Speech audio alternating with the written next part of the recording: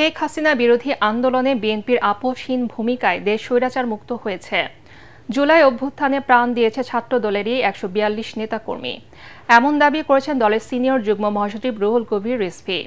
নয়াপল্টনে দলের কেন্দ্রীয় কার্যালয়ে বিএনপির ছাত্র বিষয়ের সম্পাদক সাবেক ছাত্রনেতা রকিবুল ইসলাম বকুলের সুস্থতা কামনায় মিলাদ ও দোয়া মাহফিলে তিনি এসব কথা বলেন।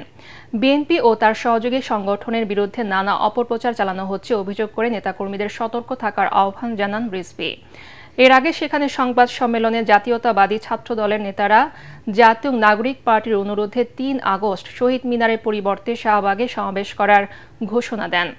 উদার সহনশীল রাজনৈতিক দল হিসেবে এমন সিদ্ধান্ত বলে জানান সংগঠনের সভাপতি ও সাধারণ সম্পাদক। ১৪২ জন ছেলে মাত্র এক মাসের মধ্যে যারা নিজেদের জীবন উৎসর্গ করতে পারে সেই সংগঠনকে দমিয়ে রাখা, তাদের বিরুদ্ধে মিথ্যাচার করা, তাদের বিরুদ্ধে অপবাদ দেওয়া, তাদের বিরুদ্ধে কুৎসা রটিয়ে কোনো লাভ হবে না।